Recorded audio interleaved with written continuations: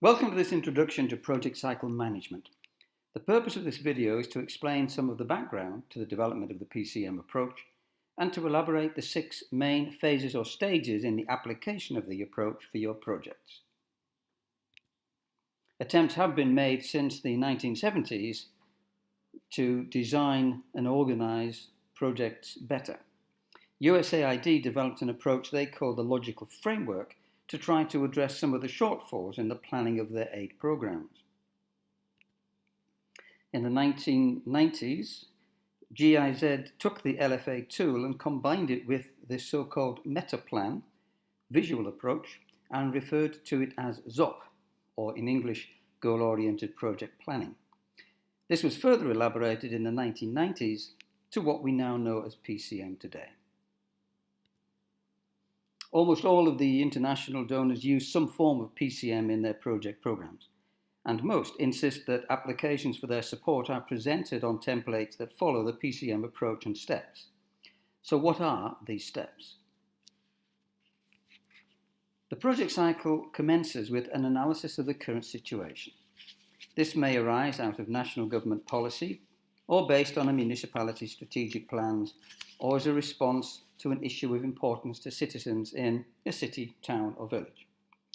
Whatever the initiator, this analysis is critical in establishing the framework or basis upon which the project will then follow. There are many ways to undertake this analysis.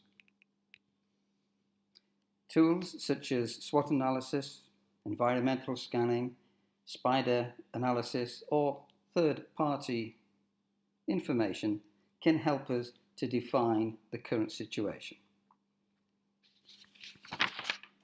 The use of a stakeholder needs analysis matrix can help us to align our analysis and expose both problems of concern to those people affected by the project and its expected outcomes, but also to reveal potential stumbling blocks or adverse attitudes towards the project and its activities.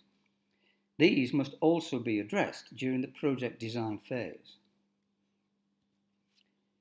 Once the situation or issues are clear, then it is time to identify those projects which will either resolve the problems identified in full or make a valuable contribution to resolving them.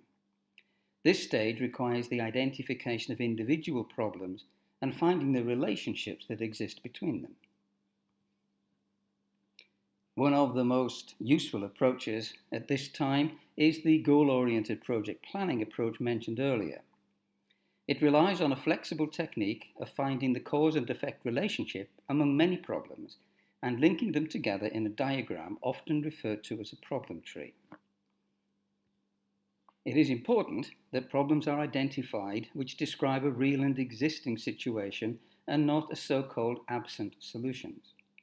These must be problems as experienced by the beneficiaries and not simply a perceived need that they may have.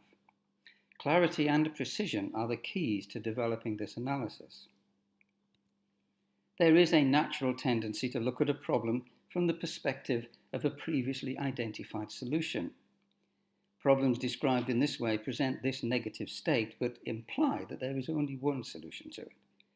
Examples such as lack of fund, no training, and so forth are typical of this kind of situation. One trick is to ask yourself, so what? Imagine if you no longer had this problem, what would you be able to do that you can't do now? And that is probably where the real problem lies. Here is an example of a very simple problem tree. It shows connections, the cause and effect relationship, between a number of problems. Of course, in reality, there are likely to be many more problems to assess and assign to different levels in the diagram. And in addition, there may well be problems which continue above the top problem in this hierarchy. These are more likely to become long-term impact objectives, those that a successful project would be expected to make some contribution towards. Once all the problems have been identified and the cause and effect relationship established, it's time to move on to the actual project formulation stage. During this phase, problems are restated as objectives or solutions. At this stage, additional objectives may have to be added to complete a correct means-end relationship in this new objective tree. In larger and more complex analysis, a number of very different projects can be identified, or one large intervention may be deemed most appropriate. This may depend on the availability of scarce resources or time factors, or the urgency to commence a project as soon as possible. Whatever the criteria used, a project idea is finalised and the formulation phase will begin. So we are now at the phase where the project idea can begin to be finally assessed and brought together, and the principal tool at this stage is what we referred to earlier as the logical framework. The log frame may appear to be just another template, but it is used to structure the different project activities and identify the required outputs and outcomes. It will be continually revised as the formulation of the project evolves, and must also include an assessment of external factors known as assumptions. Note the relationship or the zigzag logic between those activities and outputs directly under the control of the project and those necessary additional outcomes that must be completed by somebody else. Completing the log frame should follow this recommended order. It should start with the clear identification of the long-term impact of a successful intervention, and the other levels follow in a logical sequence. Each vertical and horizontal content are closely interdependent, and following this sequence should ensure that nothing is overlooked. One of the final steps is the identification of realistic indicators at the different levels in the log frame. These indicators are the evidence that an activity or output has been completed or an outcome achieved.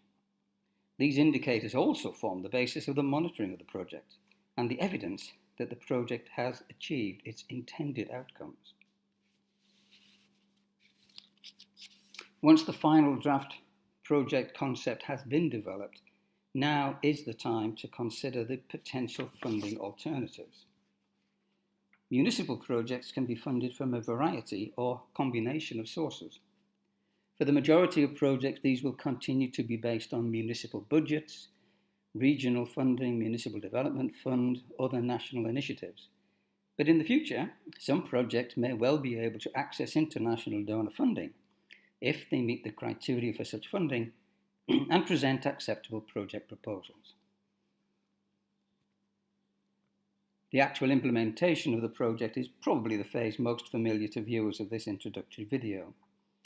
The application of best project management practice is obviously the approach that municipalities should adopt and ensure is applied by their contractors. There are many tools to assist in the implementation of a project. Project management tools such as Gantt charts, time planners, project software, and man management skills are necessary for a successful project. The evaluation phase is the final phase of the cycle, but it should not be considered as an afterthought. Many important lessons can be learned by a detailed evaluation of a project. The important things to consider are these 5 areas. How were activities planned and completed?